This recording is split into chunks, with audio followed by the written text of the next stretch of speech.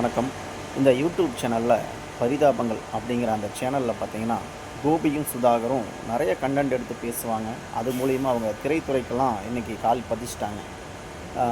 அன்றைய மக்களை சிரிக்க வைக்கவும், சிந்திக்க வைக்கவும் சில வீடியோக்கள் அவங்க தொடர்ச்சியாக பண்ணிக்கிட்டு இருக்காங்க.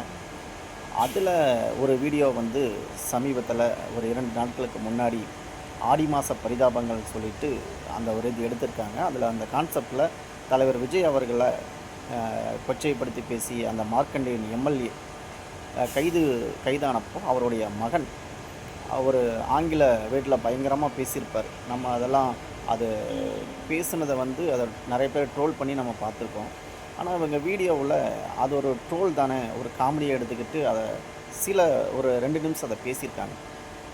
அதை பார்த்த இந்த திமுகவை சேர்ந்த ரூ. 200 ஊப்பிகள், கொத்தடிமைகள் இவங்கெல்லாம் அந்த வீடியோ இன்னமும் பயங்கர மன உளைச்சல் ஆன மாதிரியுமே அவங்கள பாடி ஷேம் பண்ணி பார்த்திங்கன்னா, அதில் சுதாகர்லாம் பார்த்திங்கன்னா ரொம்ப குண்டாக இருக்கிறாரு, தவக்கலை மாதிரி இருக்கு, அப்படி இப்படின்னு சொல்லி பல வீடியோக்கள் போட்டு நம்ம சமீபத்தில் பார்த்தோம்.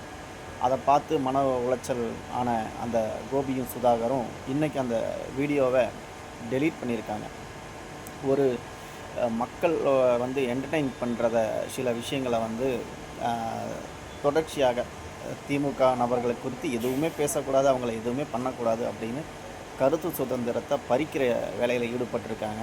அதுக்கு இன்றைக்கி அவங்க மன்னிப்பு கேட்டு அந்த மனதை புண்படுத்தி இருந்தால் மன்னிச்சிங்கன்னு சொல்லி அந்த வீடியோ டெலீட் பண்ணுற அளவுக்கு இவங்களோட பிரச்சார யுக்திகள் அவங்க